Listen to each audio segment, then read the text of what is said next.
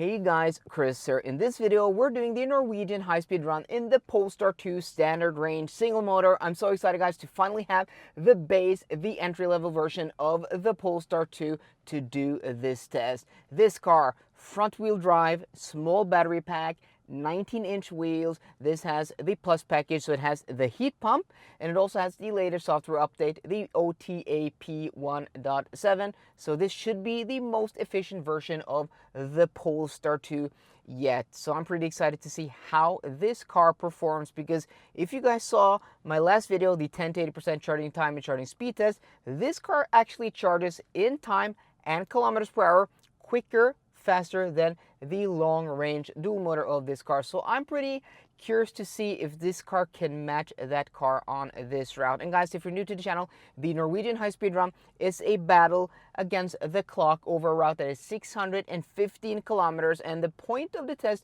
is to exceed a car's range to see how it performs on a long trip in the real world, where you have to stop, do a charging session or two, and you have to plan, and then you have to get, to your destination as quickly as possible. So that's what this test simulates. And at the very end of the video, we're going to put this car into a chart with all the other cars we have done this test with to see how it performs. And that's what I'm interested in, to see, will this perform close or better maybe than the long range dual motor? I don't know, maybe not better, but maybe it will be close. I don't know. Traffic is also, a contributor to the time of this test, things we just can't control. So guys, if you're new to the channel, I'm Chris. I have this channel dedicated to testing EVs. So if you like EV content, please be sure to drop a thumbs up, a like on the video down below. And also, if you're new here, please consider subscribing to the channel and hitting that notification bell. We're now at 98%. We're going to go to 100, and then we're going to unplug, and I'll see you guys on the road. We can take this ride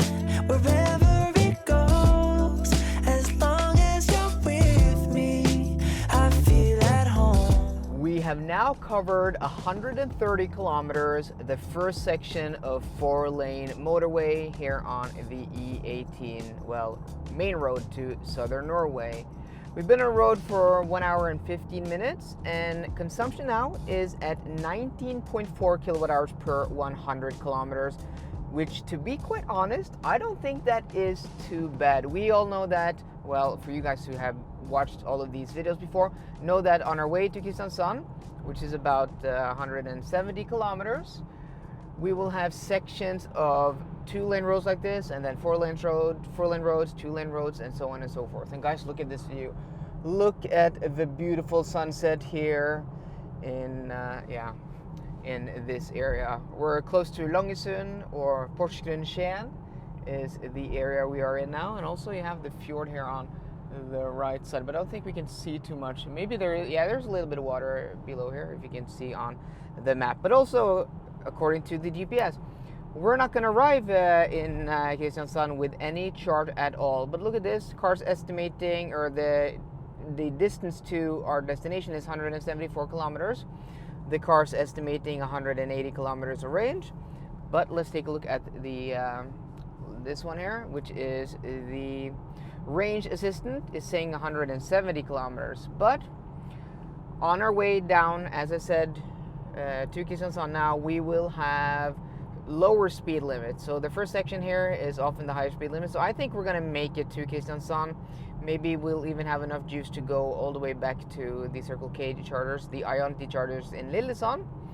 But I don't know, we'll have to see. Since this car does only take 118 is the highest charging speed I've experienced with this car, we're not too sensitive about the chargers we're going to pick. So that's, an advantage of not having that charging speed, is that you have much more availability, much more choice when it comes to charging. But I'm pretty excited, guys, to see what kind of consumption we get when we get down to Kristiansand. But we also, according to the wind map, have a tailwind of about 2 meters per second. So that consumption we get when we get to Kristiansand, to our turnaround point, may not be representative of the actual consumption for the whole trip. So we'll have to keep an eye out on that. Okay, so we're just going to keep on going now. It is 3 o'clock, so there is a little bit of traffic out, just so you guys are warned. the chart at the end of the video isn't a scientific test. This is more of a guideline, a guide to stack these EVs up against each other and to show you guys how it is to travel exceeding the range with an EV. Is it easy? Is it hard? What can you expect in range? What can you expect in charging stops and charging speed and issues and so on and so forth? We can take this ride wherever it goes, as long as you're with me. I feel at home. Welcome back to Kids and Sun, guys. We haven't been here in a while. I think the last time was with the Hyundai Ioniq 5. Is that true? Yeah, that's a while ago. Or have I done this test? I always forget.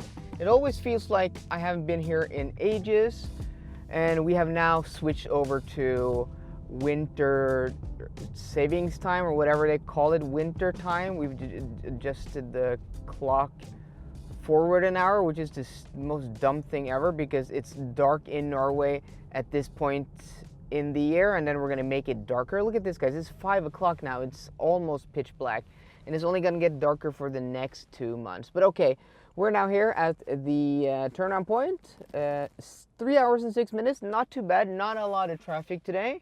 Pretty fluid with traveling down here, and we don't have a lot of red lights either. That is pretty nice. So that is not too bad at all. Okay, yeah, he didn't want to cross there. So we are now at 2% battery, 8 kilometers of range left. So my plan is to charge here. So we're gonna go and charge here at this charging station. Hopefully we will be able to connect here and get that peak charging speed. It is a little bit tight here with this tree right here. That's the only downside about this charging station. But we want to go to the charger, which is on this side. There are two here. Look how tight this is. Why do they have a tree here? I mean, it's pretty and all, but... Okay, let's see. Can we get close enough? Because we have the charger port on our side. Okay, we're going to stop here.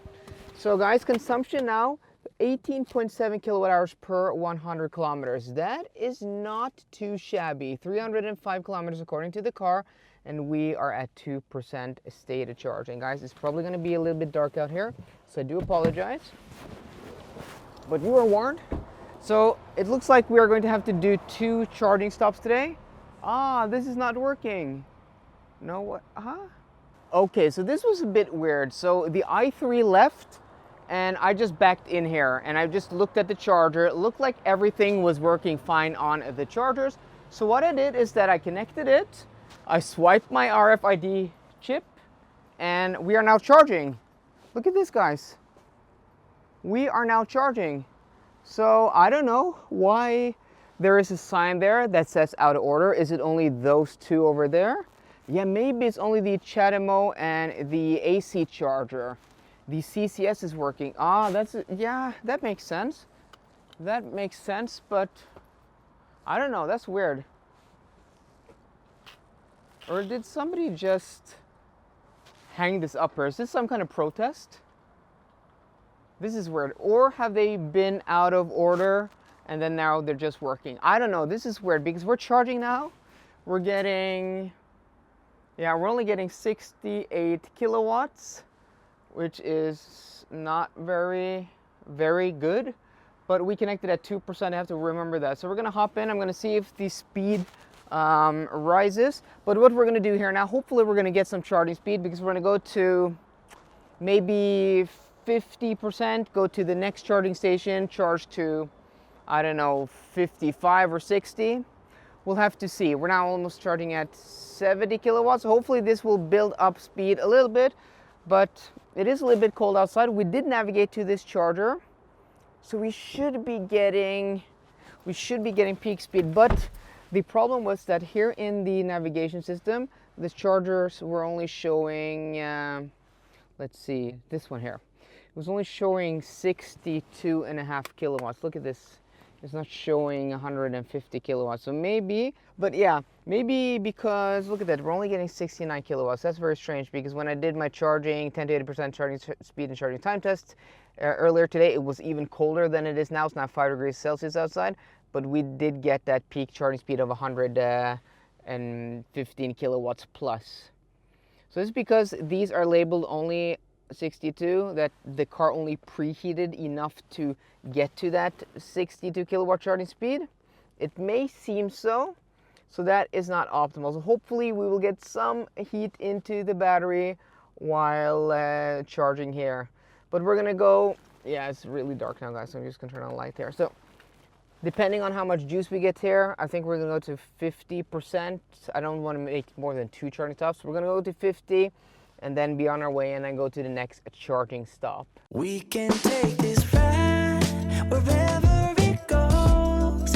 As long as you're with me, I feel at home. We're doing our second charging stop here at Circle K in Bambla. We are now down to, 0% battery, 0 kilometers of range left. So I timed this perfectly, or not timed is not the correct term, but I distanced this correctly.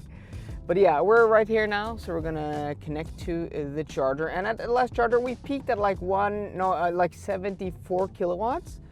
And it was strange because the charger was labeled 120 kilowatts, but also in the car navigation system on Google, the charger shown was the Mer charger, but the label was the Koppel charger. Yeah, so all of it was just a little bit weird. But okay, do we have any vacant chargers right now? It's so busy today, guys. But okay, we want, so this Mercedes is leaving. Oh no, guys, they have the new look at this, 300 kilowatt chargers over here. But he's gonna go, I'm gonna go the 150 over here. I don't want to stand inside the face. Yeah, I don't know. I'm not using proper terminology today, guys. I do apologize, but I don't want to. I want to give people a little bit of distance. But we're gonna do this charger here, and our consumption now 19.2 kilowatt hours per 100 kilometers. That is not bad. It has not risen more than that. So we're gonna stop here and 0% battery. Yeah, I'm gonna go a little bit further forwards. Yeah, guys, this is amateur hour. I know. And I'm a little bit close to the charger here, but it's gonna be fine.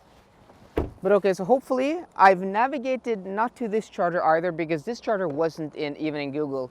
So that's the problem with the Polestar 2 preheating sessions thus far, is that the chargers have to be in Google Maps, and if the providers haven't updated their Google information,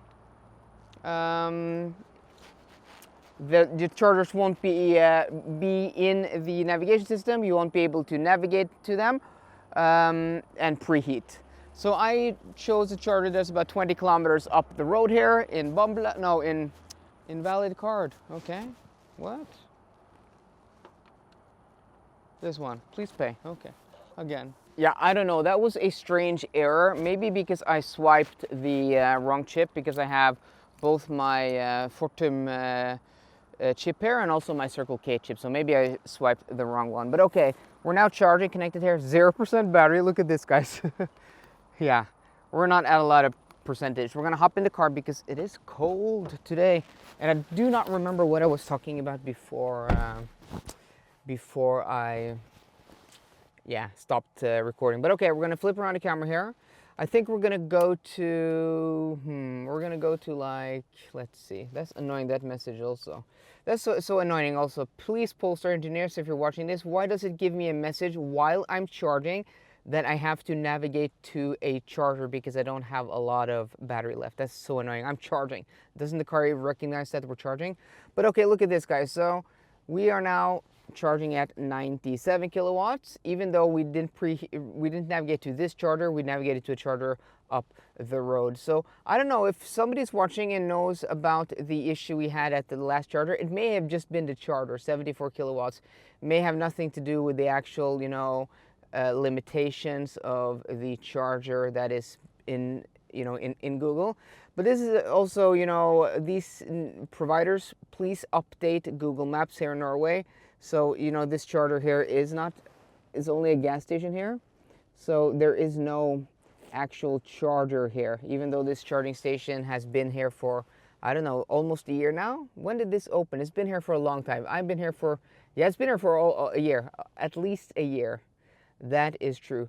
But okay, we're charging now at 103 kilowatts. I think we're now going to get that peak speed. We're probably going to hit like 100 and maybe 115, 116 later on in the charging session. That doesn't happen before we're almost at 30%.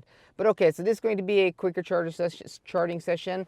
Last charging session was not quick at all. We charged for like 26 minutes. So we did lose a lot of time.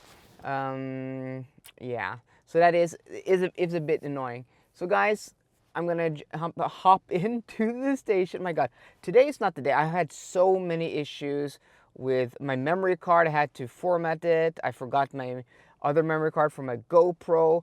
I've had so many strange things happening today. Today is not the day. But today we actually, just like half an hour ago, we reached 30,000 subscribers. So guys, thank you so much. That is so awesome. We've grown like 20,000 subscribers in the past year. That is insane, and the views also keep growing. So thank you so much for everybody who is watching the video, everybody who has chosen to subscribe and hit that notification bell, and to everybody who gives these videos a like. I appreciate it so much, guys, and let's just continue on the growth and reach out to more people with these EV videos. So guys, thank you so much. But okay, I'm gonna hop into the station now, go to the toilet, get something to drink, and I'll catch up with you guys when we get back to Sandvika. We can take this ride wherever it goes, as long as you're with me. I feel at home. Welcome back to our starting point,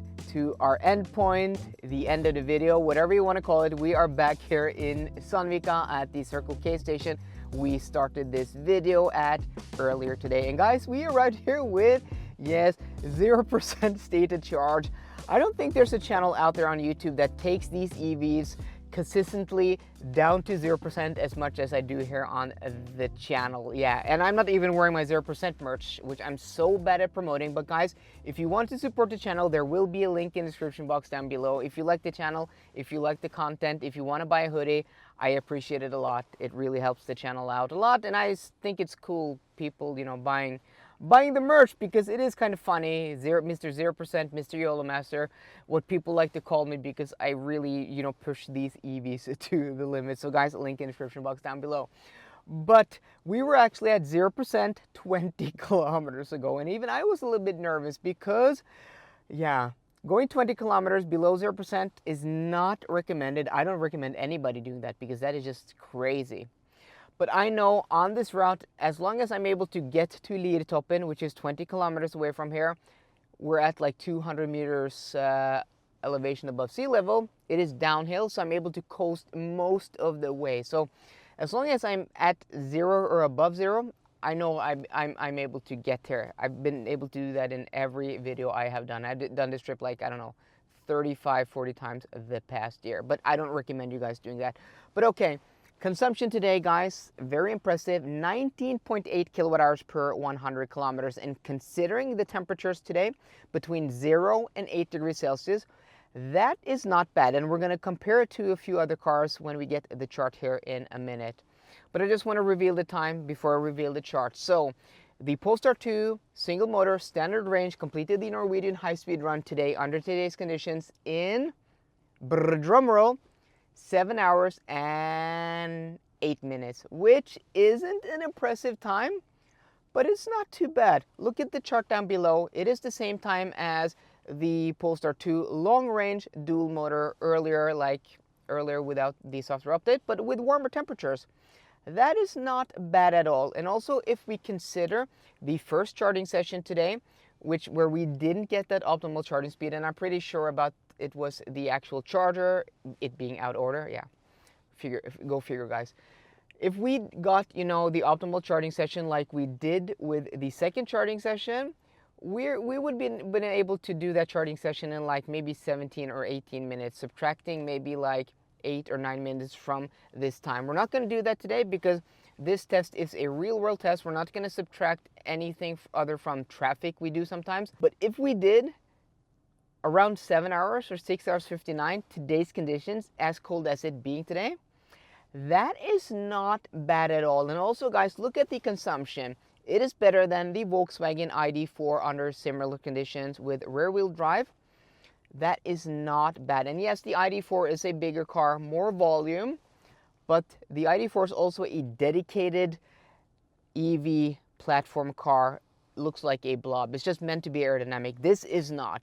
And also look at the ID3, similar conditions. The consumption on this car today isn't much higher. Yes, it is higher, but that is a smaller car. This has much more power, much more performance, much more sporty. This is a different type of product. So it being somewhere between the ID3 and ID4 in consumption under similar conditions, that is not bad. That is quite impressive. So if they keep on, improving this car, maybe giving it even smaller wheels, aerodynamic rims, lowering the suspension, maybe making the front even more aerodynamic, maybe even the back also, giving it a little bit more, of that teardrop shape, that, drag coefficient shape, this car can only become better. So I'm pretty impressed, guys, considering the conditions, considering the temperature, getting below 20 kilowatt hours per 100 kilometers. That is not bad at all. So guys, I hope you enjoyed today's video. If you did, please drop me a thumbs up down below. And for more car content, as always guys, please subscribe. See you guys later and goodbye.